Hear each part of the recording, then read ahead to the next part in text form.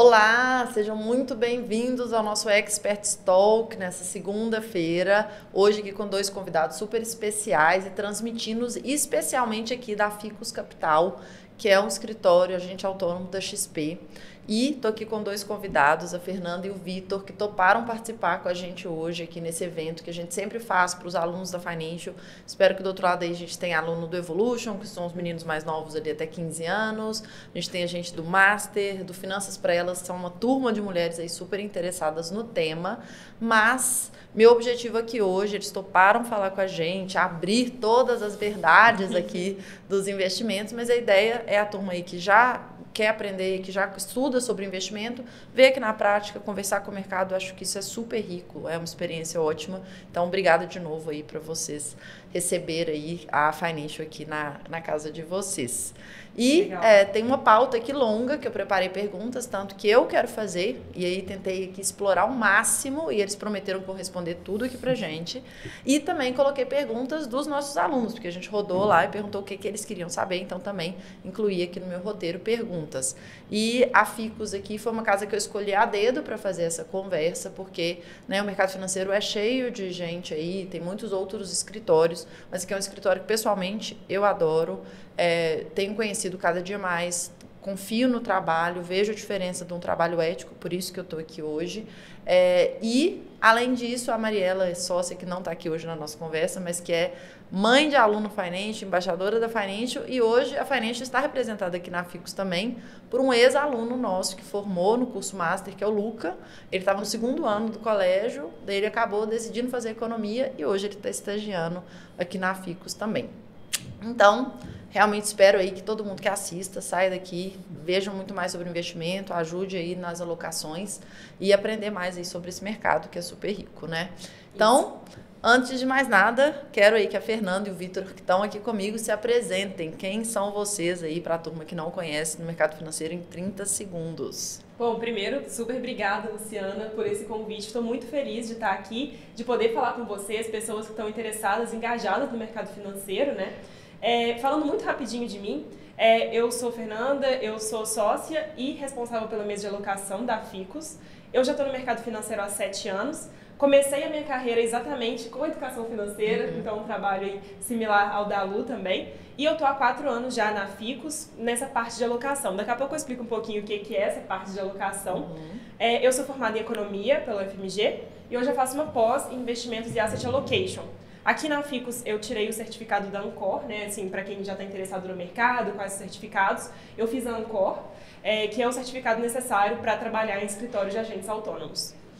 Não, legal demais. Primeiramente, agradecer o convite da Lu e todo mundo que tá assistindo. É uma honra e um prazer estar aqui com vocês. Meu nome é Vitor Teixeira, eu sou engenheiro e assessor de investimentos aqui na Ficus Capital.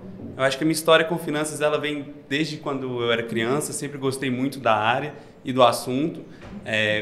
Sou formado em engenharia pela PUC Minas, cheguei a trabalhar na área, mas realmente o setor que eu sempre me encontrei foi as finanças. Entrei na Ficus em 2021, comecei como estagiário, hoje sou assessor e semana passada recebi o prêmio de assessor revelação aqui na Ficus, que foi um prêmio muito legal que eu recebi. Parabéns, Vitor. Obrigado. Super novidade. E eu acho que representa um pouquinho para inspirar também quem está aqui, que começou e gosta muito do assunto. Eu acho que é bem legal essas premiações. Só um comentário, o Luca também é um sucesso aqui dentro, trabalha super bem, a gente adora ele. É o nosso príncipe. Legal. É o nosso príncipe. É super legal saber que ele veio de uma formação tão legal também. Começou cedo, isso faz toda a diferença. Com certeza. Então, vocês se apresentaram e eu apresentei a Ficus como um agente autônomo, né, vinculado à XP, né? Acho que XP todo mundo conhece, é hoje a maior corretora do Brasil. A Ficus a XP não é tão antiga assim. E para os meninos aí mais novos, aí, acho que eles não têm noção o impacto que a XP teve no mercado financeiro, a diferença, o tanto que ela mudou, né? Se pegasse, nem vou tão longe assim, se pegasse 10 anos atrás e olhasse, tivesse lá 10 mil reais e quisesse investir, você tinha basicamente 5, que são os grandes bancões aqui do Brasil, né? Que a gente ainda tem eles, mas você tinha que ir lá numa agência, você ia ter uma taxa muito pior, ia ter pouca opção de produto, porque você tinha menos dinheiro. E a Ficus mudou isso completamente, o cenário do Brasil, puxou vários outros players aí na fila.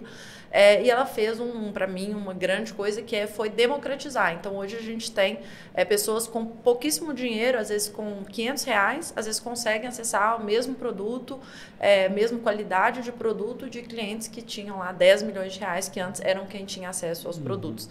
E eu adoro uma frase do Benchimol, né, que é o fundador da XP, que ele fala que quando ele começou, que ele ainda era pequeno, ele estava lutando contra o sistema, né, contra os bancos. As pessoas viam aquilo ali competindo com os bancos.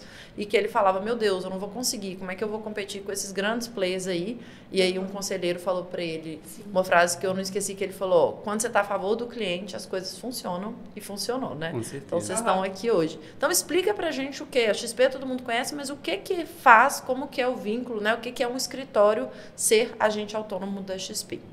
Então, a Ficus é um escritório, como você falou, de agentes autônomos. O que é isso? O agente autônomo é a pessoa que realmente presta assessoria para o cliente. Então, vou dar um exemplo bem prático. O cliente vendeu um lote, tem 1 milhão para assessorar, para investir e não sabe muito bem o que fazer.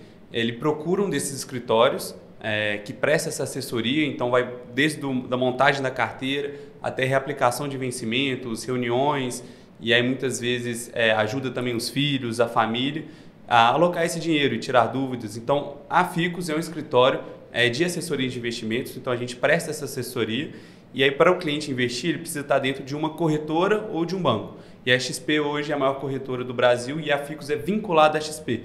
Então, toda essa assessoria que a gente faz, que a gente presta, é dentro do sistema e da plataforma da XP. Exato. Perfeito. Então, para quem não entender, é como se fosse ali, né, um credenciado. Se eu for abrir lá um escritório agente autônomo aí para competir com a Ficus, eu tenho que me cadastrar, vincular a XP, né? E aí o cliente que tiver vai ter acesso aos produtos dessa plataforma. Vocês são vinculados, né? Como se fosse uma filial ali da XP aí em várias cidades. Hoje a gente tem uma quantidade absurda, né? Quantos agentes autônomos XP a gente tem no Brasil? São 450 operações e essas operações têm várias filiais. Então, por exemplo, a Ficus hoje são 4 escritórios, a gente tem aqui em Belo Horizonte, a gente tem um em Ribeirão Preto, um em Ubai, no interior de Minas, e um em São Paulo também. Então, acho que são 450 mais ou menos operações, mas são vários escritórios por causa das filiais. Joia. E aí vocês falaram aí, né? Fernanda trabalha na mesa de alocação e o Vitor trabalha como assessor de investimento. Qual que é a função de vocês? O que vocês acordam, chegam aqui na Ficus, o que vocês fazem para as pessoas entenderem o que faz um assessor e uma pessoa da mesa de alocação? Responder primeiro essa. Então, como eu disse, eu sou assessor de investimentos, um agente autônomo de investimentos. Então, meu trabalho é trazer novos clientes para a Ficus, buscar pessoas que estão precisando de assessoria de investimentos e ajudar essas pessoas realmente a investir. Então, novamente, exemplo prático, quando a gente tem um cliente que não sabe muito o que fazer, a gente monta a carteira para ele, claro, sempre dentro do perfil, entende os objetivos, o que o cliente está buscando com esse dinheiro, e aí a gente acompanha no dia a dia, faz reuniões frequentes, a gente busca sempre estar por dentro do mercado, trazendo novas informações, as novidades, nos atualizando e sempre prestando esse serviço para o cliente. Então, só uma pergunta antes da Fernanda explicar melhor sobre a mesa de alocação, né? Então, assim, você teria a opção, eu posso ir lá no site da XP, no aplicativo, e abrir a conta sozinho e ter acesso aos produtos. Só que se eu chegar lá sozinho, quantos produtos que tem lá? Quantos fundos, por exemplo, tem hoje na plataforma da XP? Exatamente. Então, uma das vantagens aqui é que a gente tem uma pessoa igual a Fernanda para fazer essa curadoria, mas o trabalho do assessor é muito esse, é ele conseguir filtrar todos os investimentos e indicar mesmo dentro do perfil do cliente o que ele mais precisa. Então, o cliente ele pode investir sozinho, inclusive os produtos são os mesmos, e hoje a gente consegue assessorar e realmente indicar quais desses produtos fazem mais sentido para o perfil do cliente. É realmente um papel de consultoria ali, né? De apoio para o cliente saber o que ele vai montar dentro. Tem muita gente que fala do agente autônomo como um consultor financeiro. Então, é uma pessoa realmente para te ajudar e auxiliar não só nas alocações, mas também no dia a dia, a parte operacional, que às vezes é um pouco complexa. A gente tem alguns clientes mais velhos, que a parte de tecnologia às vezes atrapalha um pouco. Nosso papel não só nas aplicações, mas em tudo que envolve dinheiro, está lá presente para o cliente. Então, isso é um assessor de investimento. E Fernanda, na mesa de alocação, o que você faz? Massa. Então, o Vitor ele fica nessa parte comercial, né, de atendimento ao cliente, na ponta realmente. eu fico numa parte por trás, eu não tenho clientes aqui no escritório, eu fico na parte de inteligência de alocação das carteiras, dos portfólios que a gente está trabalhando. Então, você mencionou, por exemplo, uma lista, um cliente abre a conta sozinho, ele encontra lá 900 fundos. Quais desses fundos são bons, né? Assim, são muitas opções, grande parte delas não é boa. O assessor no dia a dia também acaba se deparando assim, com o mesmo problema, porque ele tem que... um assessor aqui na Ficus, ele vai ter, por exemplo, 80 clientes, que é um número mais enxuto. A gente costuma atender clientes com maior patrimônio, e aí a gente tem menos clientes também. Então, ele tem 80 pessoas, vamos dizer, para atender ali no dia a dia. Ele não consegue dar atenção para 80 pessoas e também ficar... o dia a dia dele, olhando 900 fundos, quais são bons, quais são ruins. Então, eu fico nessa parte de inteligência da montagem dos portfólios. Desculpa, meu nariz está um pouco ruim.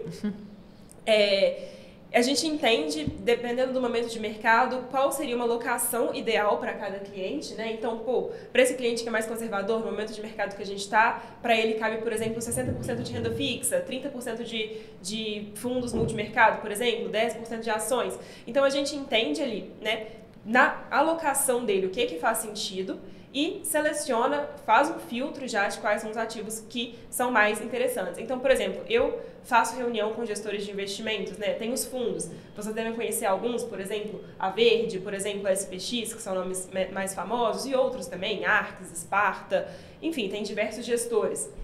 Eu faço reunião semanalmente com esses gestores, para entender, né, visão de mercado deles, o que eles estão vendo de alocação, e a gente ter esses parâmetros também. A gente se utiliza muito da XP, que tem uma grande inteligência também, um time por trás ali voltado para alocação, e aí a gente consegue, né, pegou a opinião da XP, pegou a opinião de mercado no geral, como que a gente vai trazer isso para o portfólio dos nossos clientes e selecionar os ativos. Então, essa parte, uma mesa de alocação. Vamos só voltar aqui, né, para quem às vezes não é tão especialista e isso não é uma coisa tão comum de entender. Então, a XP, no final do dia, é uma corretora. Uma analogia que a gente gosta de usar lá na Finance é o supermercado. Então, você entrou lá no supermercado, tem um monte de produto. É o que a XP faz, ela intermedia, disponibiliza lá o produto.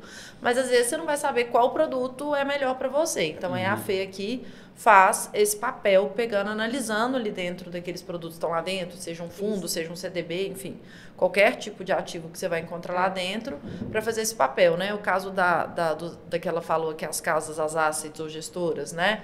Que você citou aqui, a Verde, Capital, enfim, a RX e tal, são diversas que têm os fundos lá, os produtos dela e distribuem lá no supermercado, lá na XP. E aí ela faz essa análise para ver o que tem lá dentro, o que esse cara está pensando, quais são as estratégias ali melhor, para poder passar para a turma da ponta, que é o Vitor e os outros assessores, o que é bom de comprar. Então é como se fosse fazer o filtro, o melhor sabão em pó da semana, que tá lavando melhor, para quem quiser roupa branca, é esse aqui, vai lá nele, né? Isso, nesse sentido. Meu dia a dia é basicamente ler relatório e conversar com agentes do mercado financeiro, realmente essa parte mais técnica da coisa, né? Para entender, como que a gente vai alocar nossos recursos hoje, tá? Dado que o cenário é esse, dado que a gente está esperando isso para o Brasil e dado o perfil dos clientes do nosso escritório aqui, como que a gente vai alocar esses recursos e quais são os ativos exatos ali que estão fazendo mais sentido para alocar para eles. Porque a gente pega as categorias, né? Tá dando exemplo aqui.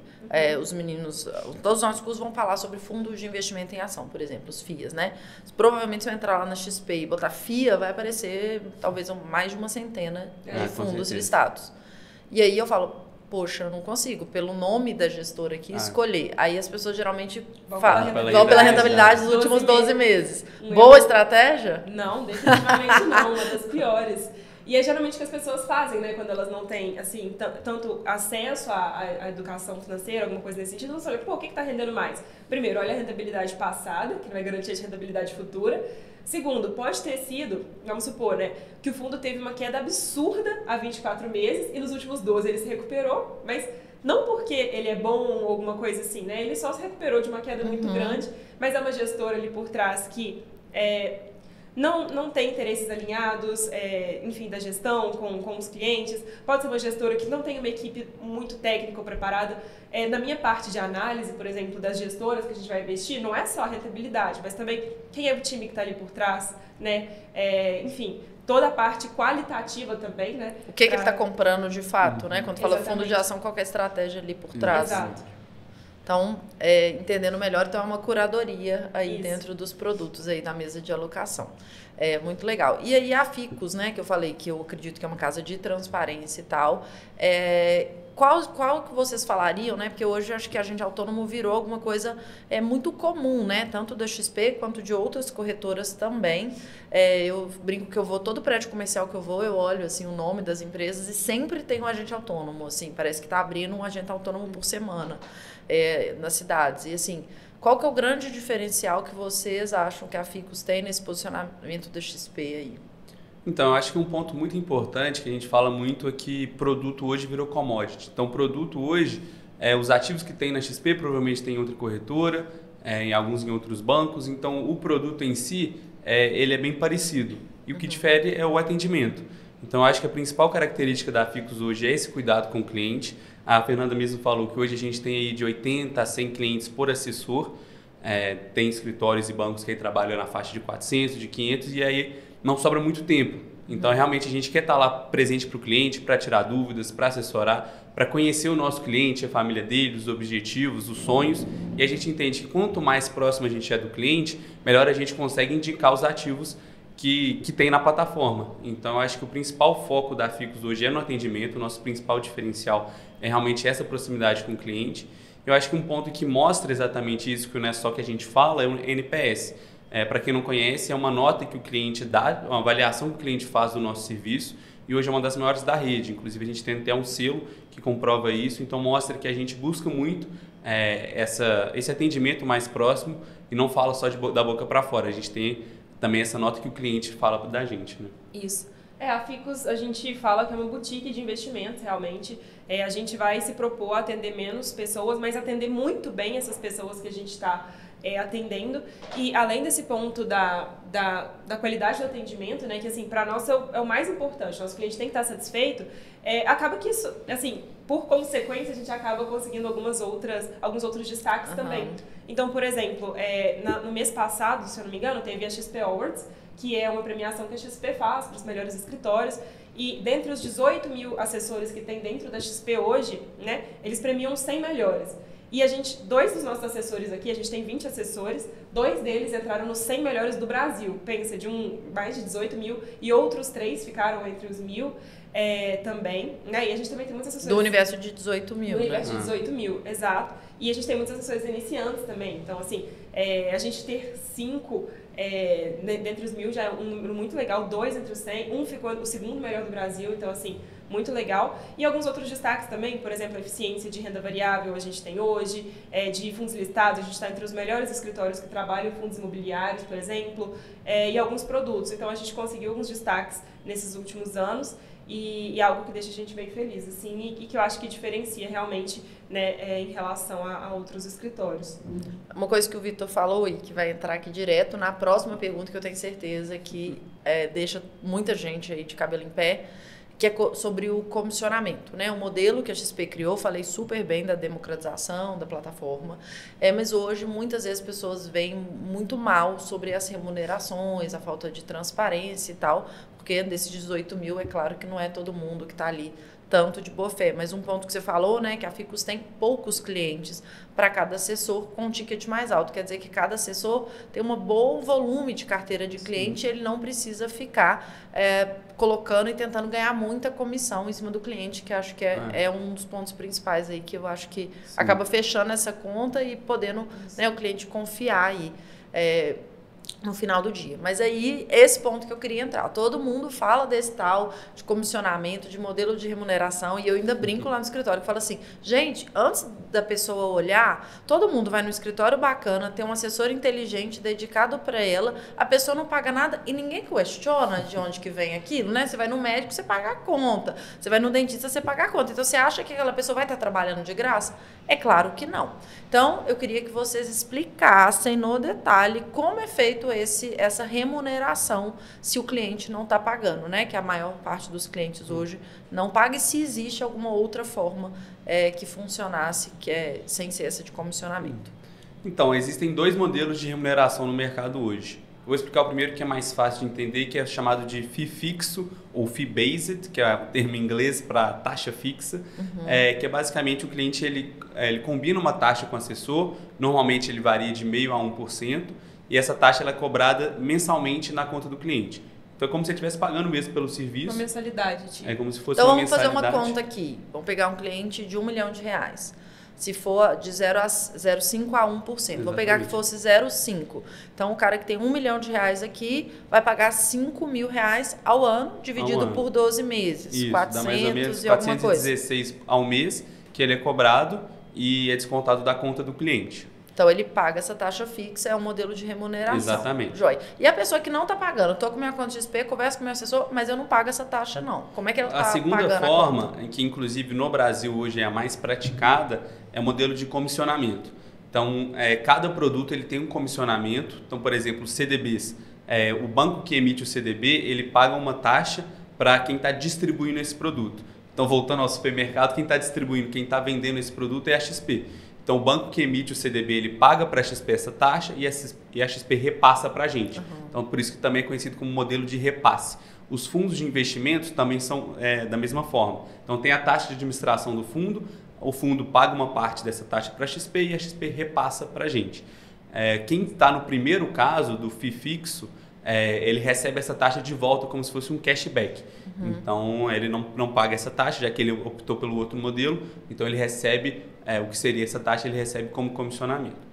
Então, e aí, cabe... trazendo esse exemplo aí que você falou, né? Eu vou pagar lá meus R$500, mas se eu aplicar num fundo, a taxa que o assessor receberia cai na minha conta Exatamente. de volta, via cashback. Então, não estou pagando duas vezes. E no outro caso, eu não pago R$500, mas eu não sei, né? Alguma parte ali do meu dinheiro está ficando ali dentro. E eu acho que é importante destacar que o cliente ele pode escolher a forma que ele quer.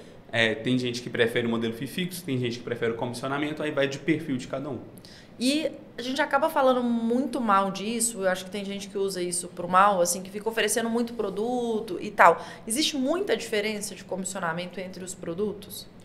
Depende do produto em si. O que mais diferencia é o prazo. Então, por exemplo, se você vai aplicar um CDB para 1 ano e um CDB para 2 anos, normalmente a comissão ela é proporcional ao tempo, até pelo modelo de remuneração. Então, eu acho que aí volta no ponto que eu falei anteriormente da transparência e da confiança. Isso. Porque não adianta nada um assessor ele fazer alguma sacanagem com o cliente vai simplesmente sair e vai para outro lugar.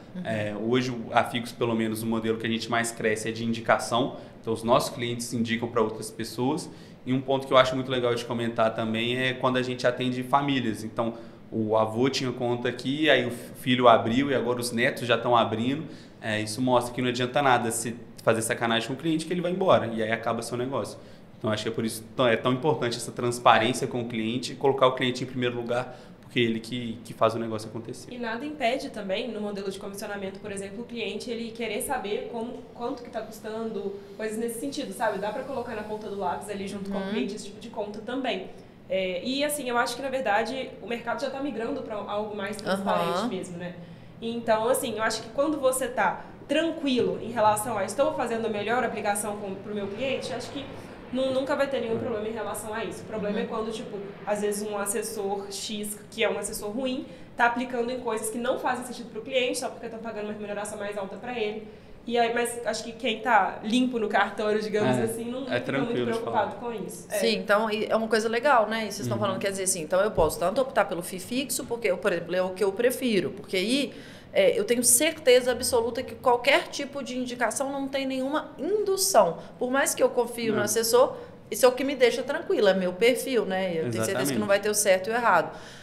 Por outro lado, essa ideia é boa. Eu quero continuar no comissionado, acho que para o meu tipo de carteira, como vocês falaram, né? Às vezes produtos ali com mais liquidez ou produtos de renda fixa tem um comissionamento menor, então às vezes o que eu vou pagar vai ser mais, mas eu posso pedir para o meu assessor, né? Eu posso vir aqui e falar aqui, deixa eu ver quanto que está dando, quanto que deu no último mês ou no último ano. O assessor tem condição de passar isso no detalhe para o cliente? Tem. Sim. Para quem quiser cobrar, nós vamos tocar o terror aí. Amanhã todo mundo vai sair ligando para os assessores. Falando com sinceridade, eu acho que na maior parte das vezes, quando o cliente ele vai ver realmente quando ele está pagando, ele fala, tipo, meu Deus, eu tô pagando só isso? Tipo assim, eu achei que eu tava pagando mais, sabe? Tipo, a gente... Cara, assim, acho que vale a pena fazer esse exercício. E, por exemplo, você falou também do modelo de FII fixo, né? Também alguns escritórios eles fazem alguns modelos, por exemplo, paga 0,50 tem um nível de assessoria, 0,60 outro nível de assessoria, 0,70 outro nível. Nesse aqui eu vou ter acesso a X reuniões, nesse aqui eu vou ter acesso a Y reuniões e, enfim, N relatórios. Então, assim, eu acho que é tudo muito customizável e que nessas conversas iniciais com o cliente também, né, tipo, tá chegando uma pessoa nova, entender o que faz mais sentido para ele mesmo. Vai ter mais cliente que faz sentido comissionamento, vai ter cliente que faz modelo de FII fixo. Eu acho que realmente depende de cada perfil, né? Joia. Então, acho que de comissionamento a gente falou. E tem um produto que ele aparece no top 1.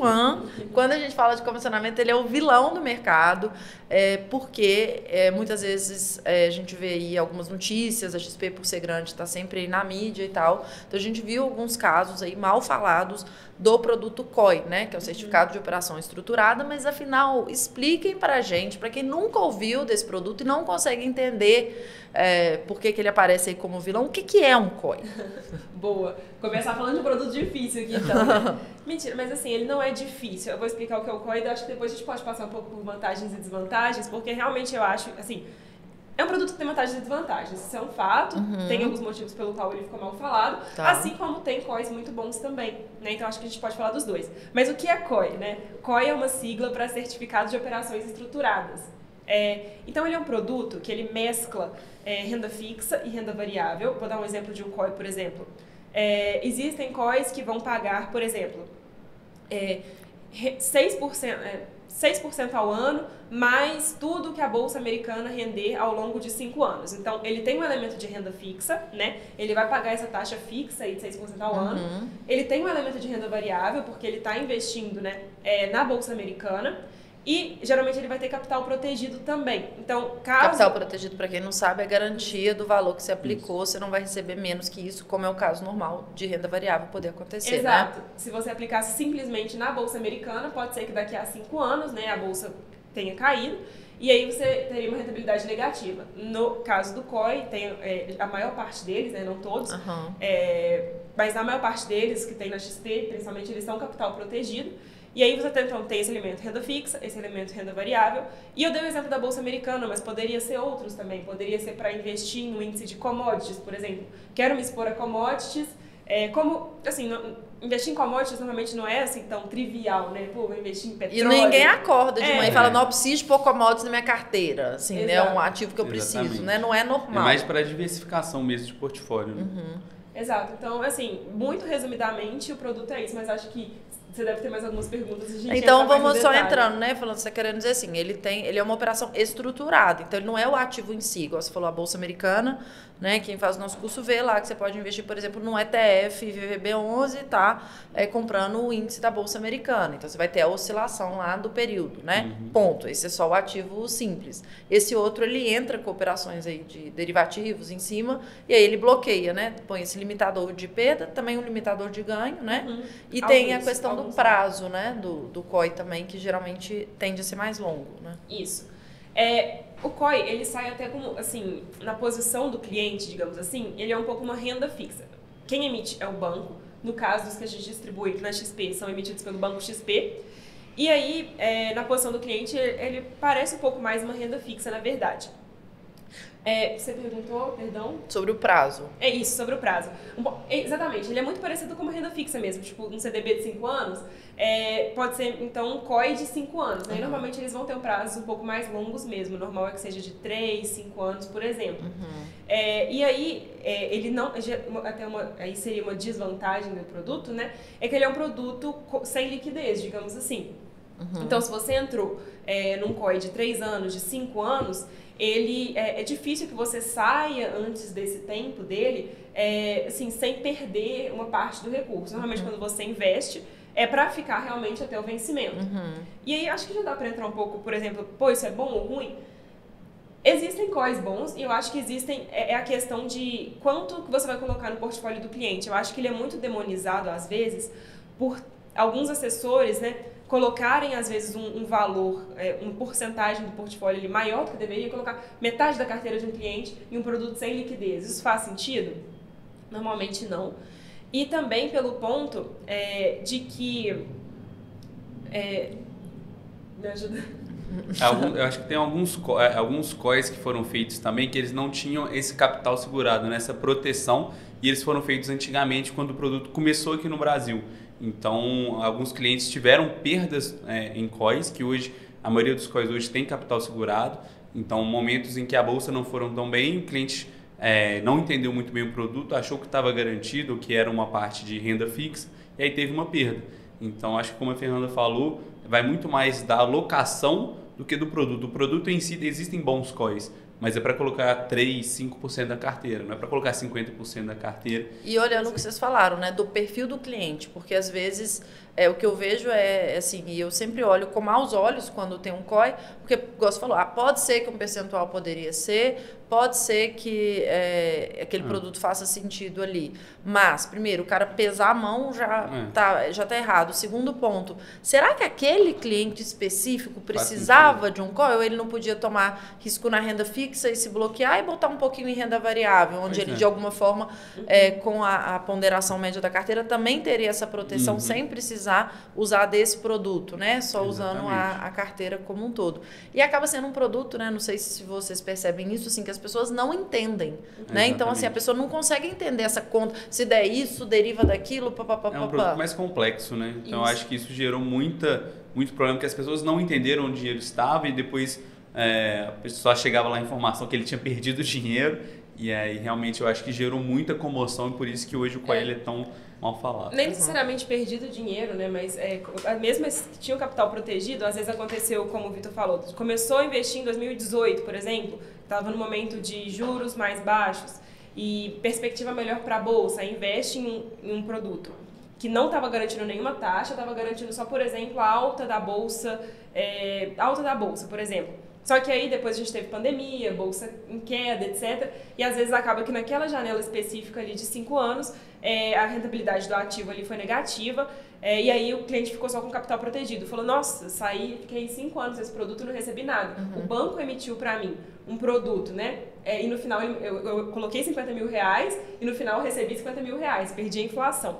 Só que depois que aconteceu isso também, ninguém mais quis investir nesse tipo de produto que não garante uma taxa, por exemplo, né?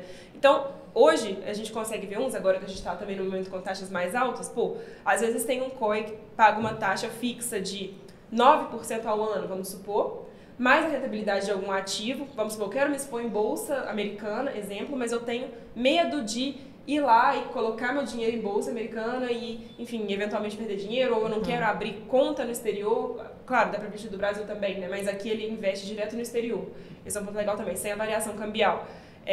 Então você consegue simplificar. Como que eu invisto em commodities, normalmente não é tão fácil. Você consegue colocar de uma forma simples em algo que parece uma renda fixa. Então acho que tem algumas vantagens também, esses que garantem taxa, mas essas vantagens são essas, a baixa liquidez, os prazos mais longos.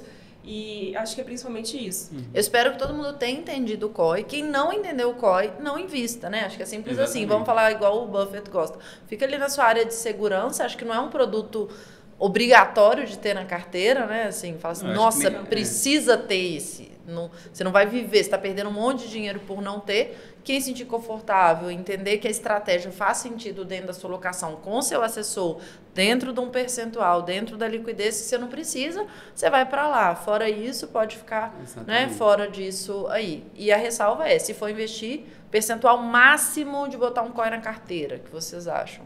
Um número mágico aí. Eu acho que o máximo, assim, depende do perfil, mas a gente sempre trabalha em torno de 5%. 5% do global, né? A gente não costuma passar disso. Dependente do perfil, acho que assim, passar de 5% são bem raros casos. Então, ótimo. Então, passamos por esse tema polêmico, que é o comissionamento, que é o COI, que é esse produto. Começou com os assuntos difíceis, né, Lu? Os assuntos piores já estão abertos aí, né?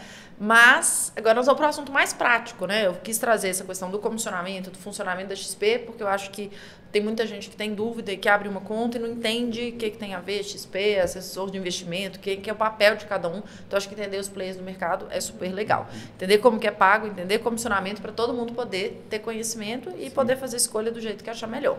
Agora, vamos entrar para a parte mais prática, né? A gente pegou aqui algumas perguntas até de alunos nossos que falaram, para montar uma carteira de investimentos, né? Assim, e eu adoro essa pergunta, porque assim, pelo menos uma vez por semana alguém me manda assim, Luciana, qual o melhor investimento que eu preciso colocar? Não sei nem a idade, o nome da pessoa, nada, qual o melhor investimento? O que tem de bom hoje? O que tem de bom hoje, é tipo a feira, né?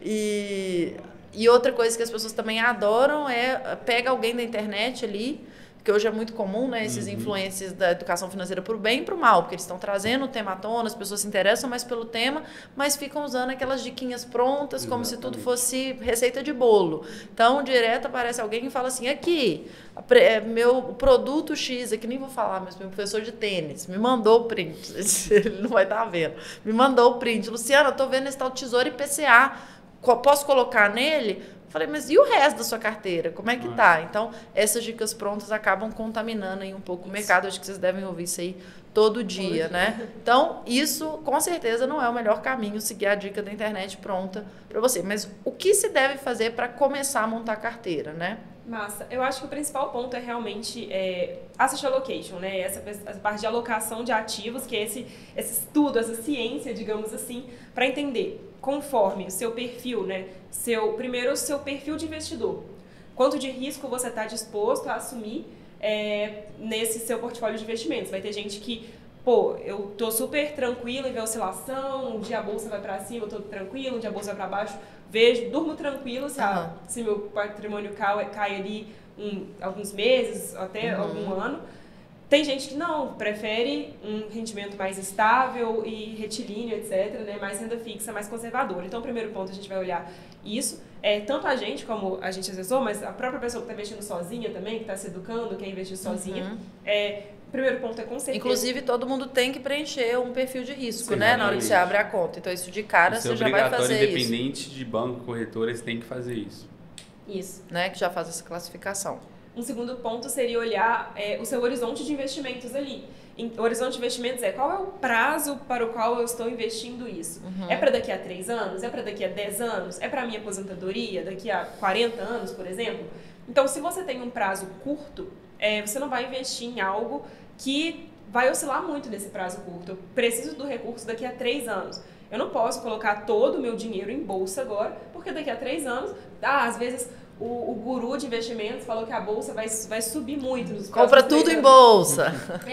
Só que essas coisas não dá pra garantir, né? Assim, se alguém souber que realmente a bolsa vai subir... Me avisa, né? Pois é, eu também só precisa dissertar uma vez, né? Porque se souber um dia com certeza que vai bombar muito, você vende tudo que você tem, alavanca, bota lá e pronto, não precisa mais trabalhar, né? Isso. Então, se você tem um prazo mais curto, normalmente algo mais tranquilo, um prazo mais longo, a gente, dependendo se for o perfil, é possível, né, colocar mais risco, etc., porque normalmente mais risco vai trazer também uma rentabilidade maior no longo prazo.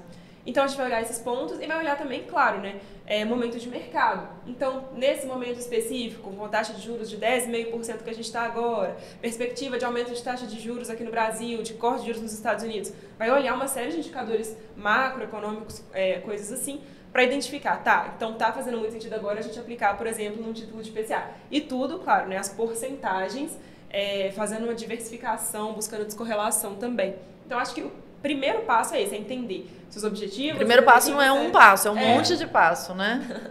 Mas eu acho que é o conhecimento, assim, do que é para investir. Assim, são vários detalhes, mas é entender o que você quer, o conhecimento de quem é a pessoa que está investindo, etc. Para aí sim, vamos escolher o ativo. Porque aí você deu um exemplo, né? Não, eu quero investir em IPCA mais agora. Acho que uma frase legal que eu gosto também é que a rentabilidade, no fim, a rentabilidade ela não é um fim, ela é um meio para atingir os objetivos que você quer, né? Então, tipo, IPCA mais tá pagando pra caramba, não sei o quê. Tá, mas faz sentido, assim, realmente para os seus objetivos e para o nível de risco que você está disposto a correr? Então... E para a carteira como um todo, né? Exato. Não é o ingrediente, né? Como se fosse a receita de bolo ali, a pessoa está querendo só o ingrediente que não vai adiantar nada, né? Isso. Mas aí, Fernanda, você falou esse trem muito bonito, muito bacana, perfil, prazo, objetivo e tal, não existe regra, não existe receita. Tá bom, é o famoso mas alguém, tudo depende, economista fala depende pra tudo. Mas, vamos lá, montem aí pra gente, ao vivo agora. Recebi uma pergunta de um aluno, tenho certeza que é adolescente, falando, se eu tiver R$1 milhão, onde que eu coloco? Monta uma carteira pra mim, esses dois aí. aí, coloca os seus na reta, depois nós vamos pegar essa gravação daqui 5 anos para ver se foram bem. 1 milhão, onde vocês alocariam aí? Distribui para mim percentual de renda fixa, percentual de renda variável e estratégia especificamente. Se alguém não tem carteira e quiser sair daqui com alguma coisa, por favor, aloquem. É uma pergunta realmente difícil, mas vou tentar, porque assim, eu não sei, essa pessoa, ela é conservadora, ela é agressiva? Então, não, vamos pegar um menino, no menino de 15 anos não tem ninguém conservador, todo mundo risk on, assim. Todos os portfólios, independentemente, eles vão ter uma porcentagem de investimentos pós-fixados, né, que são... Renda fixa, primeiro. Renda fixa, pós-fixada. Quantos por cento de renda fixa, quantos por cento de renda variável? Primeira pergunta. Simples, aí, muito fácil. Olha, para mim, eu acho que para uma pessoa que está começando agora, eu colocaria 70% em renda fixa e 30% em renda variável. Beleza. Eu acho que é uma combinação interessante, porque a gente está vivendo um momento de juros altos, então a renda fixa ela paga muito bem. Mas como é um prazo mais longo, uma pessoa que está começando agora, é interessante ter ali seus 30% em renda variável. Exato. E na parte tem a frase, né, só te cortando, falando assim, nunca, lá nos Estados Unidos, né, nunca aposte contra a América, exatamente, né? E aqui no Brasil, acho que a gente tem a frase, nunca aposte contra a renda fixa, exato, né? É o país dos cientistas que eles falam, né? Então, a renda fixa aqui no Brasil, ela é muito forte, exatamente, porque o Brasil sempre foi um país de juros mais altos, e quando os juros estão altos, as taxas ficam mais altas. Então, no Brasil é relativamente fácil chegar no famoso 1% ao mês. A gente estava até recentemente com o Tesouro Selic. Então, vamos voltar, né? Pelo visto. Vamos ver se a gente vai voltar. A previsão está chegando perto. Mas eu acho que é interessante a gente ter uma parte maior em renda fixa, mas se então, deixar... 70-30, beleza. Do 70 em renda fixa, o que a gente coloca em Selic, o que a gente põe em Selic / CDI, né? O que a gente põe em PCA, o que a gente põe em pré? Normalmente a parte pós, né, que é essa parte Selic, ela vai ser um pouquinho maior. Tô tentando mais a conta aqui, 70%. Acho que uns 20% em inflação, pelo menos nesse momento.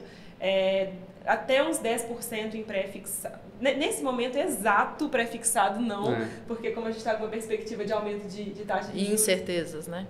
Exato, algumas incertezas. Talvez não tanto, mas inflação está fazendo bastante sentido, que é aquele investimento que garante, né, o IPCA, a inflação do período, mais uma taxa ainda, então você sempre vai ter uma rentabilidade real. E o pós, a parte CDI, né, a parte Selic, ela vai ser a sua parte de reserva de emergência também, vai ser a sua parte de liquidez, e você também consegue achar algumas oportunidades interessantes. Então vai ser uma porcentagem um pouco maior. Então, desses 70%... mais ou menos 55% em pós, 20% em inflação e 5% em pré-fixado. Beleza. E a parte de renda variável? 30% em variável? Em renda variável, eu acho que eu pessoalmente dividiria em 3 classes, que é as mais tradicionais, que é ações, fundos imobiliários e a parte internacional também.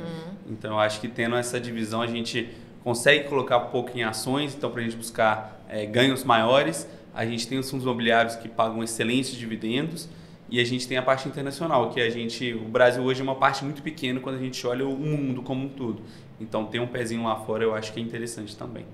Ótimo. E ainda bota uma variaçãozinha em dólar, né? Exatamente. Que é importante. Joia. Então, tá montada a carteira de 1 milhão aí, então ótimo. E você falou da reserva de emergência, né? Que talvez a gente fale, vamos montar a carteira pensando no global. Mas com certeza, né? Você perguntar entre 100 analistas vão te indicar que o primeiro investimento da sua vida tem que ser a famosa reserva de emergência, que para quem não sabe é aquele dinheiro do inesperado. Aconteceu alguma coisa na sua vida que você não estava esperando, você vai abrir essa caixinha lá da reserva de emergência e ela vai te cobrir para aquele momento ali que teve um acidente, alguma coisa que você não estava esperando, e ele vai fazer toda a diferença, né? O cara que não tem a reserva de emergência na hora que precisa, vai dar um problema. O grande ponto é que, por exemplo, às vezes a pessoa fez essa carteira que a gente montou, mas não fez a reserva de emergência. E aí tem um acidente, tem uma coisa, precisa resgatar o dinheiro, e aí a bolsa está em baixa, precisa vender as ações na baixa e acaba tendo um prejuízo. Então a reserva de emergência é exatamente para prevenir esses momentos, e o próprio nome já diz, para emergências. Então a gente não planeja, mas é importante a gente ter uma reserva lá para, se precisar, a gente poder usar. Mas a minha pergunta é, aonde alocar? Me dá produtos aí na plataforma XP, para quem é cliente XP, ou produtos que podem ter também em outras plataformas. Quais produtos as pessoas que querem colocar o dinheiro da reserva de emergência, qual vocês indicariam? A reserva de emergência a gente precisa buscar principalmente 2 fatores. O primeiro é liquidez, ou seja, se eu precisar do valor, eu preciso poder retirar ele sem nenhuma perda. E segurança. Não adianta nada também colocar reserva de emergência em um ativo que é muito volátil.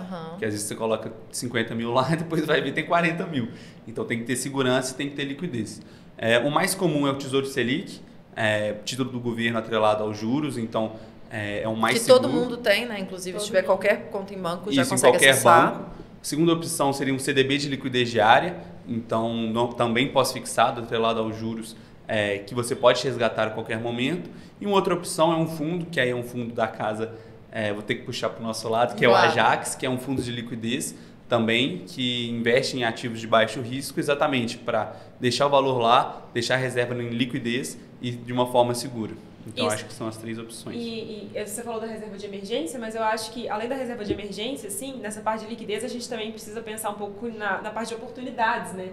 Então, às vezes, dificilmente... Liquidez dá oportunidade, né? Exato. Você falou, a pessoa tem 1 milhão para investir agora. Será que todos os melhores ativos do mercado, todas as melhores oportunidades vão estar agora no D0 hoje? Eu vou conseguir investir em todos os melhores investimentos? Normalmente não, né? Normalmente é bom, além da reserva ali realmente para emergência, ter uma parte em liquidez, que também fica nesse tipo de ativos, para vamos acompanhando o mercado, surgiu uma oportunidade ali, às vezes não alocar tudo agora e alocando aos pouquinhos. Outro dia você está falando, né, dessa liquidez, e no Brasil, hoje eu atendi uma mulher que faz parte do nosso programa, e ela estava muito afoita, porque ela tinha muito dinheiro em CDB, e ela falou, Luciana, eu preciso realocar e tal. Eu falei, fique tranquila, você vai fazer o curso, você vai ver os outros produtos, mas pode dormir com paz de espírito que o Brasil, o CDBDI é muito bem remunerado, obrigado. Então, você não precisa inventar muita moda, né? As pessoas ficam muito ansiosas, tipo, nossa, eu preciso mexer, eu preciso aplicar tudo, eu preciso...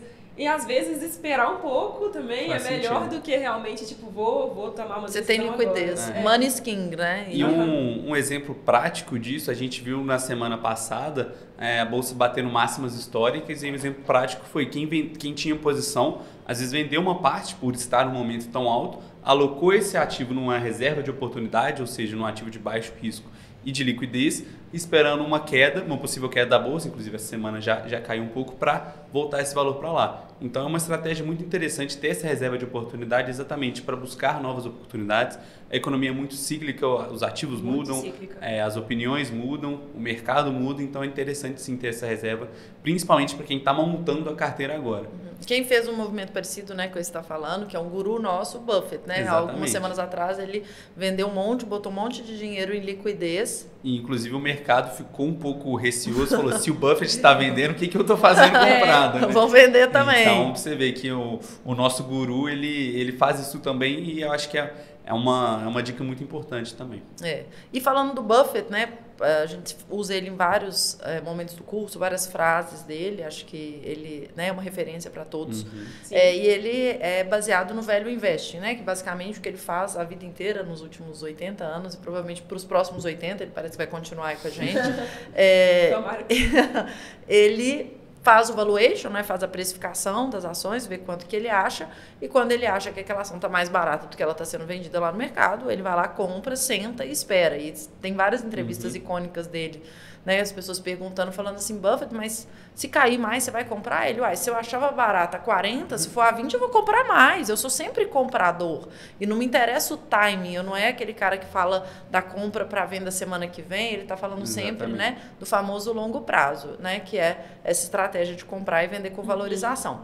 Mas tem uma outra estratégia que às vezes aqui no Brasil a gente fala pouco, e aqui voltando ao nosso... Nós temos juros altos na renda fixa e nós temos empresas muito boas pagadoras de dividendo, né, pagam taxa de dividendo, até um pouco contra a filosofia do Buffett, que não é muito a favor dessa linha, ele gosta de reinvestir na empresa, mas aqui no Brasil a gente tem boas pagadoras de dividendo, né, que são calculadas pela Dividend Yield, e ainda até hoje, né, que nós estamos falando, pode ser que amanhã mude, é isenta de imposto de renda. Exatamente. Qual das duas estratégias vocês mais gostam? Então, eu gosto da resposta do economista, que é depende. A palavra mais usada da noite, muito de cada depende. Perfil. Geralmente, a carteira mais de dividendos é usada muito para pessoas que têm um patrimônio maior e estão numa fase mais avançada da vida, então querem ter uma renda extra, ou então querem ter ali sempre um valor pingando na conta, não tem uma visão de tão longo prazo. Mas eu, pessoalmente, eu prefiro estratégia igual o Buffett do Value Investing, porque eu acho que a empresa investindo nela mesma, ela consegue gerar mais valor do que ela distribuindo esse valor para os acionistas. Então, como eu disse, vai de cada perfil. Do momento. Vai do momento também. Mas eu, pessoalmente, Vitor, eu gosto mais dessa, realmente. vê uma empresa que está barata, o Buffett fala muito se tornar sócio dessa empresa. Então, qual empresa eu gostaria de me tornar sócio hoje? Comprar e realmente aguardar. Se ficar mais barata, a gente compra mais. Mas eu acho que se você tem convicção, se você acredita na empresa que você comprou, no longo prazo tende a se pagar. E assim, até complementando também, essa estratégia de value investing, às vezes muitas pessoas também não têm exatamente o estômago também para tipo, pô, eu olhei o relatório do analista, meu assessor conversou comigo, me explicou da empresa, etc. Tô investindo na empresa. E a empresa caiu e às vezes ter o estômago para eu continuo convicto na empresa que eu estou investindo. Então, eu acho que é muito importante, vai também da própria mentalidade da pessoa que está investindo. Tem gente que consegue, tipo, realmente, tô aqui comprado, tô tranquilo, lógico, né, o fundamento muda ao longo do tempo. Mas eu acho que independente, assim, da estratégia, existem outras também, tem investimento em empresas de alto crescimento, né, que é um pouco mais difícil. Tem small caps, que são empresas de valor menor de mercado. Isso, que às vezes é mais difícil ali no valuation da empresa entender enfim, né, o potencial realmente de crescimento dela. Mas eu acho que independentemente, dentro ali do asset allocate, tu faz essa de ações, dá para fazer uma diversificação também, uma mescla entre esses diferentes tipos de empresas. Ganhar em várias pontas, né? Mas você falou, o valuation isso, acho que é uma boa ressalva, Fernanda, você me deu um gancho bom, que eu vejo, assim, muita gente... acho que outro dia eu estava vendo até, revendo aquele filme do Ike, né, da OGX, que era uma época que era tão pop, e aí todo mundo chegava em qualquer lugar, num restaurante e tal, falava assim, não tem ações da OGX, vai subir, sei lá, tá 20, vai chegar em 50. Petrobras teve uma época também que todo mundo falava que era empresa de petróleo mal gerida, é o segundo melhor business do mundo, e aí as pessoas não sabem, né, porque valuation no final do dia vem de entender o negócio da empresa, de gerar o fluxo de caixa, entender que aquilo ali vai acontecer, e igual você falou, isso aí vai mudando ao longo do tempo. E as pessoas que não têm noção daquilo acham que é igual um cassino, né? Tipo assim, mudou ali o número e tal, e no final do dia aquilo ali é um valor baseado no fluxo da empresa. Exatamente, todo um fluxo, um contexto da empresa, dívida, etc. São muitos números. Então é bom falar que não é uma coisa simples de fazer. O valor de uma empresa talvez uma das coisas mais complexas de um economista fazer na vida, né? Exatamente. Então, ótimo. Mas a gente está falando aqui de valuation, que é complexo, pensando no longo prazo, pensando em estratégia de ação, mas ainda hoje a gente vê o tanto de gente, principalmente meninos mais novos, que caem aí na conversa do day trade, que às vezes querem começar a investir pelo day trade. O que vocês podem falar para esses jovens aí que querem ganhar a vida como day traders? Nossa, assim, tantas coisas a dizer. Mas eu acho que, assim, realmente, se a gente pegar qualquer pessoa, qualquer analista, qualquer gestor, qualquer assessor, ele vai falar ação e investimento para longo prazo. Isso não tem dúvidas, porque realmente a gente pega esses grandes investidores, Warren Buffett, Louis Barsi, etc., inúmeros, né? São investidores que estão investindo para longo prazo. Mas o que acontece? Eu acho o principal motivo que faz algumas pessoas quererem esses ganhos rápidos, não quer dizer que elas vão conseguir, né? Porque até tem um dado... Se iludirem, né? Exato. Tem um dado da Fundação Getúlio Vargas do ano passado que 97% das pessoas que fazem day trade, na verdade, perdem dinheiro. Mas eu acho que o principal ponto, assim, é a falta de conhecimento mesmo, até por isso que você falou, as pessoas às vezes estão começando pelo day trade. Às vezes a porta de entrada deles foi uma pessoa que eles viram, talvez numa rede social, no YouTube, no Instagram, que está vendendo ali um estilo de vida, que a gente vê isso, né? Não sei se vocês até já viram alguma coisa disso, que viram que tinha gente, essas pessoas que propagam o day trade, digamos assim, em mansão, em Ferrari, não sei o quê, né? Postam a qualidade de vida, que às vezes é uma Ferrari alugada, uma mansão alugada, e na verdade, ou então essas pessoas estão ganhando dinheiro vendendo curso de day trade, né? Então elas mesmas não estão ganhando dinheiro com day trade, mas elas estão ganhando no curso.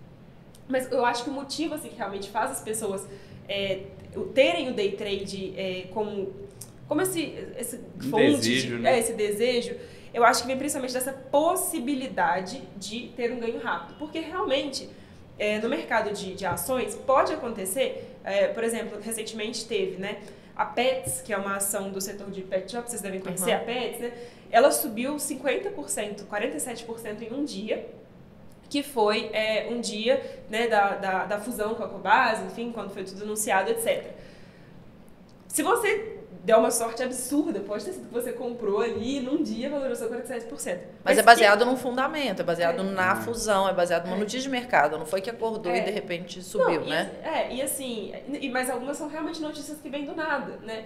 Então, tipo, pô, você realmente vai, assim, saber exatamente o que vai acontecer. É muito difícil, assim, é muito difícil. Realmente, se alguém realmente souber o que vai acontecer, qual ação vai subir em um dia, né, sem olhar fundamentos, quando é day trade, eles fazem muito análise gráfica, nem é tanto olhando para o fundamento. Às vezes vai investir numa empresa que acha ruim, mas que, pô, acho que vai sair de R$10 e vai para R$10,50 hoje. Mas é uma coisa muito pequena. Olha 2 candles, faz um ombro, cabeça, ombro, vê a mulher grávida ali e compra. É uma oscilação muito rápida e não tanto baseada em fundamentos, sabe? Que é muito difícil acertar exatamente o que vai acontecer. Então, assim, é melhor... 97% das pessoas perdem dinheiro com isso. Então, tomem cuidado e perdem muito. Perdem muito, a gente conhece. E nem vê, né? Porque vai rodando ali tanta nota de corretagem que a pessoa perde a noção do que ela operou de verdade, né? E além disso tem outro ponto, né? Que no day trade, como você não precisa fazer o desembolso ali no dia, né? Às vezes você nem vê o recurso realmente. E bolsa, na bolsa, né? E a bolsa você consegue investir a partir de... Tem ação de R$1. Você consegue colocar literalmente R$1 na bolsa. Então, para pessoas que às vezes têm pouco recurso, nossa, quero um ganho rápido, aí é vendida essa oportunidade para elas que na maior parte das vezes não é o que acontece, assim. Eu acho que um ponto todo legal mundo tem história, né? Até o Benchimol tem. Primeiro, acho que no início ele pegou dinheiro e perdeu o empréstimo todo, botando em opção, etc. Igual a Fernanda falou, 97% das pessoas perdem, a gente já viu vários casos. E eu acho que um tema legal que fala um pouco isso são as apostas esportivas também, que vem muito vendendo esse sonho de ganho muito rápido, e a gente tem visto hoje mais pessoas fazendo apostas do que fazendo investimentos. Então, eu acho que para quem está assistindo a gente é realmente ter mais paciência, olhar mais para o longo prazo, porque se fosse para ganhar dinheiro muito fácil de um dia para o outro, todo mundo já teria ganho. E investimento, a gente gosta sempre de falar isso lá, investimento é uma forma de potencializar o dinheiro que você já tem, e não uma forma de você ficar rico com R$0. Se você tem R$0, desculpa, você não consegue investir, né? Exatamente. Ainda mais... É a partir de R$1. Exato. Ainda mais pensando das pessoas da Financial, enfim, grande parte são pessoas que tem toda uma carreira para construir pela frente, né? O principal também vem do próprio trabalho e da disciplina, investir esse dinheiro. E aí, ao longo do tempo, né, esse dinheiro juros sobre juros sobre juros sobre juros, é potencializado. Então, tem que pensar, acho que primeiro nisso também, né? E outra coisa, né, que eu acabei não mencionando. Geralmente, quem fica com day trade gasta o dia inteiro dela só com day trade, não consegue nem fazer outras coisas, não consegue trabalhar. Se ocupa, né? A fonte tem que ser realmente, vou trabalhar, enfim, e pensar no longo prazo, investir esse recurso, e aí sim a gente consegue então, day trade fria, em resumo. Fria. Simples assim. E aí, tem uma frase no mercado, né? Vocês falaram aí de momentos de alta, de momentos de baixo, que a gente não vai acertar, mas tem uma frase no mercado financeiro icônica que fala, né? Compre aos sons dos canhões e venda ao som dos violinos, né? Que basicamente, na hora que começa esse tanto de notícia boa, bolsa na máxima, não sei o que tá bom, não sei o que tá ótimo, tá na hora de vender. E na hora que tá todo mundo, nossa, pior investimento do mundo, tomei chumbo, igual você falou, pega a referência, caiu demais e tal, tá na hora de entrar. Para vocês, a bolsa, apesar, né, ter feito o topo histórico semana passada e tudo, nominal, né? Quer dizer, o número foi o número mais alto que já teve. Se pegar em dólar, tá baixíssimo. Se corrigir pelo CDI do último topo, ainda tá devendo muito. Então, assim, nominalmente a nossa bolsa não andou nos últimos anos. Por isso, o PL, né, que é o preço por lucro das ações, que mede ali o tanto que tá caro, de forma simplista, ainda está muito baixo comparado com os últimos anos. Para vocês, momento de bolsa, talvez a economia americana está entrando em recessão, Europa já está com os primeiros indícios, China desacelerando. Estamos no momento de Brasil de comprar bolsa ou vender bolsa? Vou ter que lançar compra ou vende? Depende. Compra ou vende? Vou ter que falar o famoso depende de novo, mas eu acho que dá pra gente olhar por 2 pontos. Um ponto primeiro mencionando esse ponto que você falou da máxima histórica, realmente é uma máxima histórica nominal, né? A bolsa, ela não é corrigida pelo IPCA, por exemplo, né? Então, se a gente pega, se tivesse a correção da inflação, se tivesse, ou então por dólar, alguma coisa assim, né? O real desvalorizou tanto frente ao dólar, entre diversos outros com diversos outros elementos ali, a gente veria que a bolsa em valores, enfim, né, esses valores corrigidos, né? Exato. A gente não está no nosso momento de máxima de forma alguma.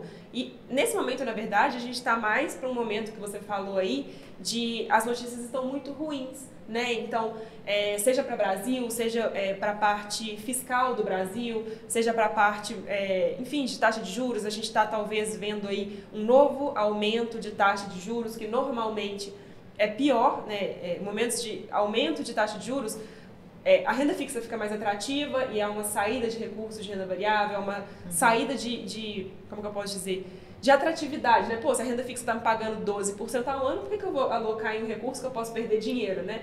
Então, a gente está mais ou menos nesse momento, na verdade, de som dos canhões, digamos assim. Mas aí antes de falar se compra ou vende, tá exato. Toda uma base para chegar lá.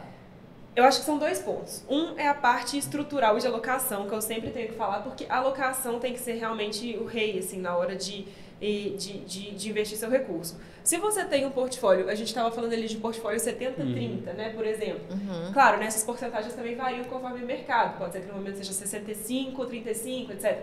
Mas se você tem perfil para uma alocação estrutural, uma parte de renda variável, independente do momento, faz sentido aumentar a sua posição se você está aumentando o quanto de recurso investido. Vamos supor que você tem 1 milhão investido, você vai alocar mais 100 mil, você tem que dividir esses novos 100 mil ali com 70-30, né, na sua alocação. Na sua proporção. Então, de forma estrutural, continua fazendo sentido alocar, né?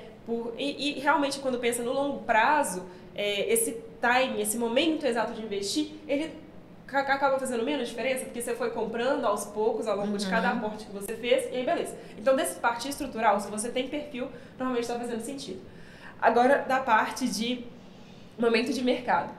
Eu não posso dizer exatamente assim, pô, compre bolsa agora. O que a gente pode dizer é que, realmente, a gente está num momento em que o preço-lucro das ações, alguns múltiplos, eles estão bastante comprimidos, digamos assim, né?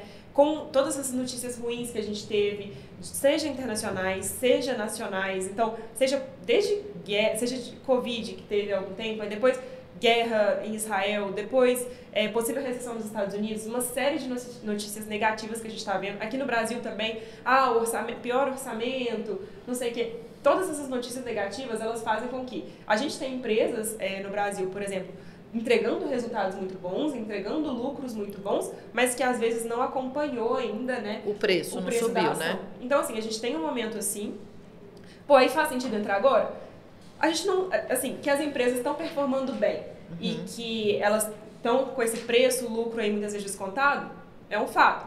Vai subir daqui a 1 ano, daqui a 2 anos, daqui a 10 anos? Isso que a gente não sabe, entendeu? Então, realmente tem que ver da parte de... Bom, faz sentido para mim estar em bolsa, vou alocar, enfim, tô às vezes aproveitando uma possível oportunidade por causa desse preço-lucro, mas a gente não dá para saber quando que agora a bolsa vai subir para caramba, vai acompanhar. Então, acho que é isso. É muito difícil. Não dá para fazer timing, mas tem uma coisa que talvez complemente o que você está falando, que acho que é legal explicar um pouco melhor. É que a gente está falando de bolsa como se eu estivesse falando de uma coisa única. E na hora que a gente está falando de bolsa, nós temos hoje listado 400 empresas aqui no Brasil e existe um famoso que é o trabalho talvez mais específico e que tem mais valor, que é o stock picking, né? Escolher dentro dessas 400, você não vai comprar tudo. Isso. Então, o que comprar talvez faça toda a diferença nessa sua estratégia também, né? Nessa sua sugestão. Eu acho que volta tudo no que a gente falou no valuation, de estudar a empresa, de querer se tornar sócio. Se a empresa tá descontada, se a empresa está gerando caixa, se a empresa está indo bem, faz sentido comprar independente da bolsa estar nas máximas ou não. Então, eu acho que essa é uma parte que você falou, o stock pick ele é muito importante e faz sentido você estudar a empresa a fundo e não só comprar bolsa em si. O índice, né, se você olhar, historicamente ele é péssimo, o índice brasileiro horroroso. Exatamente. Né? Mas tem várias empresas que performam extremamente melhor, olhando qualquer horizonte temporal, né? Sim. Estamos chegando aqui no final, não quero alongar aí para as pessoas que terem absorvido os conteúdos que a gente falou, mas nós fizemos um bloco aqui, até com a ideia de alguns alunos que eu queria que vocês fizessem, que é um bate-bola, isso ou aquilo, vocês respondessem, os dois, por favor, darem opiniões, tá? Então, eu vou colocar alguns ativos aqui, vocês têm que responder. Então, vamos lá. No Brasil, renda fixa ou renda variável? Fernanda. Vamos lá. Eu diria renda fixa, da minha parte de alocação, assim, principalmente, normalmente vai ser a maior porcentagem de um portfólio, dificilmente o portfólio vai ser a maior parte em ações. Então, se tiver que escolher entre um e outro, renda fixa, e ainda mais no Brasil, que paga normalmente uma remuneração mais alta, acho que renda fixa. Falando pessoalmente, eu vou de renda variável com meu amigo Buffett. Eu acho que a renda variável ela tende a crescer muito, a gente tem excelentes empresas. E eu acho que se a gente fizer um bom stock picking, escolher boas empresas para se tornar sócio, a gente consegue bater o CDI, bater o Ibovespa e ter bons resultados. Joia. Então temos duas recomendações aqui diferentes. Eu vou contar meu histórico. Eu adoro renda variável. Eu acho que parece que você está sentindo que você está investindo no país, você está fazendo as empresas e tal. E eu sempre me arrependo. Eu sempre falo que eu deveria ter botado mais na renda fixa e ficado quieta. Mas vamos lá, principalmente olhando no longo prazo, né? Tem meses ali, algum período que você fala assim, nossa, arrasei, depois vem a conta. Vamos lá, se tivessem que escolher uma única, a pergunta é difícil, tá? Extremando aqui, não é resposta de economista, é bate-bola. Tá bom, uma única classe de ativo para investir, só pode escolher numa classe de ativo, escolhe. Qual onde você botaria 100% do seu recurso? Aqui no Brasil, renda fixa e PCA+. PCA+. A renda fixa e inflação. Porque a gente consegue encontrar algumas taxas de renda fixa muito elevadas, né, que pagam esse juros real. A gente tem um país que os juros esse ano vai ser 3%, aí vai ver no final do ano sai 5%, geralmente vem acima das expectativas. Então a gente se blinda, né, a essa inflação que acaba vindo mais alta, se tem uma superinflação, alguma coisa assim, nesse sentido a gente recebe essa inflação e mais uma taxa. Prêmio. Então a gente sempre vai ter uma remuneração real. Então, assim, se fosse para escolher uma classe só, eu investiria em PCA+. No meu caso, como eu escolhi renda variável, não tem outra resposta a não ser ações, né? Eu vou de ações. O Vitor tá passando apertado, vou olhar sua carteira depois. Vamos lá, nós não falamos aqui de um ativo que é popular demais entre os jovens, que é as criptoativas. Escolhi aqui a mais famosa delas, que é o Bitcoin. Bitcoins, comprado ou vendido? Vocês estão, qual a tese? Eu gosto de bitcoins, eu gosto desses investimentos alternativos, digamos assim, mas sempre, então assim, diria comprado para responder de forma direta, mas só para explicar um pouquinho, em porcentagens muito pequenas do portfólio, são investimentos extremamente arriscados. Eu acho que tem que estudar a tese também, né, uma questão de descentralização das finanças, etc. São teses de longo prazo também, que eu acho legal muito para descorrelação. Bitcoin é extremamente descorrelacionado de todos os outros ativos assim, do mercado.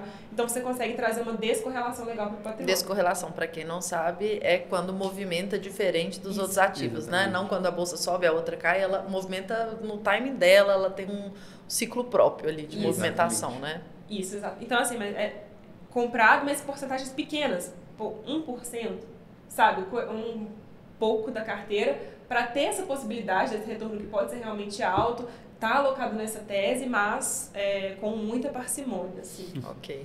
E eu tô comprado também, eu acho que o pessoal vai achar que minha carteira é 100% risco. Vida louca. Mas eu gosto assim, de tomar risco, eu acho que eu acredito na tese de criptomoedas e eu diria comprado em Bitcoin também. Joia. E tem gente, né, isso aí é um bom ressalva, que tem gurus aí na internet.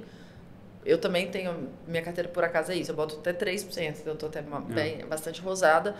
Porque eu conheço pouco da tese, acho o nível de risco, de incerteza absurdo, mas quero estar participando da festa, né? Ali, quero botar meu pezinho. Mas tem gurus na internet que a gente vê falando para botar 90% do ativo e com um nível de convicção que a turma fala, que eu até me questiono. Eu falo, gente, as pessoas estão vendo alguma coisa assim, poxa, 90% num ativo que tem um nível de incerteza tão grande, assim, né? Onde que isso vai dar? E tem muita gente que acaba entrando. A gente pega aluno que não tem nada, não tem reserva de emergência, não tem um CDB, não tem um tesouro, tem Bitcoin. Às vezes até criptomoedas menos líquidas do que o Bitcoin.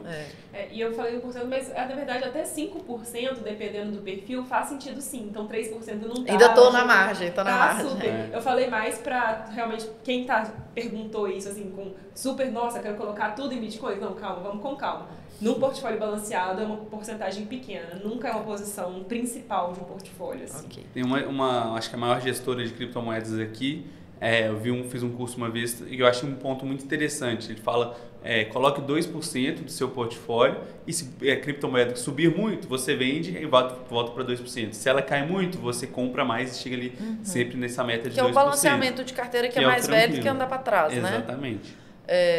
Joia. E aí, para comprar ação, nós temos lá 3 estratégias basicamente, né? Via ETF, via de compra direta, escolho os papéis ou escolho um fundo de investimento em ação. Qual das 3 estratégias é a preferida de vocês aí para entrar no mercado de ações? Responde isso primeiro, Vitor. Olha, eu vou dizer uma que eu acho que está crescendo muito, que é via ETFs. O mercado de ETFs aqui no Brasil, ele é muito, comparado aos Estados Unidos, ele é muito pequeno ainda. Estão surgindo novos ETFs, as taxas estão ficando mais baratas. Então, eu acho que é muito interessante. Minha resposta é via ETFs. Deixei ele responder a primeira pessoa da renda variável aqui na mesa hoje. Olha, eu acho muito difícil, assim, eu acho que é as 3, sabe? Sendo muito sincero, eu acho que dá para ter os 3 dentro de um portfólio. ETF, por exemplo, você consegue pegar um ETF que vai investir, às vezes, em um setor específico, até fazer um investimento mais temático, digamos assim, ou só pegar as empresas do novo mercado, coisas nesse sentido, né? Você consegue fazer um investimento mais direcionado. Mas eu acho muito interessante também a parte eu realmente acho os 3. Então, no dia a dia, ter a ação direta, né? Você acompanha mais de perto. Também tem como fazer operações de opções, derivativos, etc., para proteger essa posição. E eu acho que acaba te dando no dia a dia um pouco mais de proximidade com o mercado, né? Você realmente olha ali as ações. E eu gosto muito de fundos ativos também, que tem um gestor ali por trás, bons fundos, com boas gestoras, bons históricos, etc., que fazem essa inteligência e que, bom, você também não precisa se preocupar tanto. Então, eu acho que dá para mesclar os 3. Então, acaba que eu não consegui... Você colocaria tudo na carteira. Desses como 3, boa economista. Sim. E para quem não sabe, o ETF, né, Exchange Traded Funds, são réplicas de índices. Então, o que ela está falando aqui pode ser o ETF do Ibovespa, que pega lá a carteira inteira da Bolsa Brasileira, pode ser... E hoje tem ETF de tudo, né? Literalmente, ETF de empresas de energia. Daí você aposta no setor de energia, vai ser beneficiado. ISD... Gov... Estão surgindo até ETFs de gestão ativa, né? Em que a gestão, ele muda lá dentro, não é só comprar e deixar o ETF parado. Então, estão surgindo novas estratégias também, que eu acho que o mercado de ETFs tende a crescer bastante daqui para frente. Ótimo. E com a vantagem de menos custo, né? Do que um FIA normal. Exatamente. Ótimo. Então, acho que a gente falou de vários assuntos aqui. Espero que quem assistiu aí tenha agregado, tenha conseguido colocar em prática. Quem com certeza já está mais para o final do curso vai ter entendido 90% dos termos aqui. Acho que não teve nada que a gente falou. Quem está no início, fique tranquilo que vai acompanhar e vai conseguir ver. Mas acho que ter essa conversa, começar a ter um ponto ou outro, começar a ver os produtos na prática, acho que é super rico. Mas queria pedir para vocês aí terminarem. A gente falou de várias coisas a fazer, coisas certas, boas práticas, opiniões pessoais. Mas eu queria que vocês dessem um conselho aí para quem está assistindo, seja um adolescente, seja um jovem, seja uma mulher aí, para poder falando aí quando eles forem investir, qual que é uma boa prática, algum conselho aí final que vocês dariam. Legal, Lu. Assim, eu acho que eu vou falar uma coisa certa e talvez um erro também. Fica à vontade. Acho que é legal. A fala sua. Uma coisa certa, uma coisa legal, com certeza o primeiro ponto é educação, que é exatamente o que vocês estão buscando aqui também, né? Então, estudar, ir atrás, se capacitar realmente para entender um pouco mais, que eu acho que quando a gente entende, até, por exemplo, pode ter um assessor de investimentos, mas você consegue também questionar o seu assessor, você consegue, né? Entender os produtos, né? Você consegue entender no que você está investindo e você fica mais tranquilo. Se uma posição cai no fim do dia, você não fica, nossa, super desesperado, não sei nem no que eu investi. Não, eu sei no que eu investi, tô mais tranquilo agora, beleza. Então, investindo sozinho ou investindo com alguém, acho que a educação é o principal, e planejamento e disciplina. Assim, meus objetivos são esses, então, preciso investir X mil por mês, durante X tempo, e ter a disciplina de realmente ir e investir todos os meses e focar nessa parte. E um erro...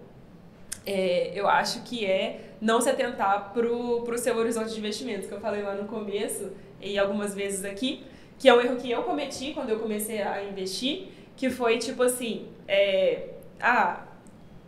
quando eu comecei a investir, eu coloquei 90% do meu patrimônio em bolsa. Foi exatamente isso. Economista, né? Não, calma aí. Eu estava começando o curso nessa época. Mas sim. Eu coloquei 90% do meu patrimônio em bolsa, porque a ação do momento, não sei o quê. Não fiz reserva de emergência. Então, assim, não me atentei. E aí, o que acontece? Eu tinha alguns objetivos, algumas viagens que eu queria fazer. Meu recurso ali no curto prazo, perdi dinheiro, etc. Então, assim, se atentar, se o meu objetivo, se o meu prazo é curto, eu vou colocar um recurso em renda fixa, etc. Agora, se é para previdência, aí sim, beleza. Aí eu vou colocar em um recurso de mais risco. Não, legal demais. Cara, eu acho que um ponto principal é conhecer o seu perfil.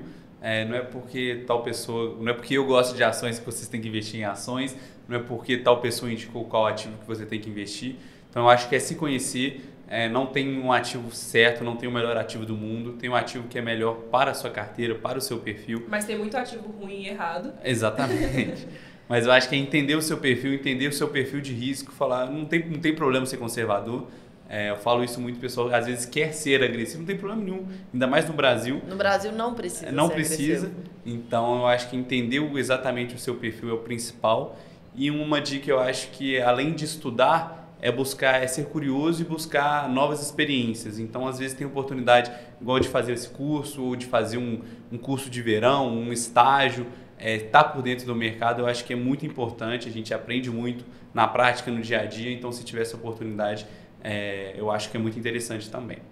Não, excelente, pessoal. Acho que todo mundo que assistir aqui, com certeza vai ter mais contato. Acho que esse contato com a realidade que vocês falaram é fundamental, é muito legal. E os nossos alunos são interessados, eles acompanham notícias, a gente fala que é uma coisa obrigatória, baixar o aplicativo ali, acompanhar, ouvir Morning Call diariamente, tá acompanhando as notícias de mercado, né, para você ter essas carteiras e entender ali qual que é a melhor forma de fazer.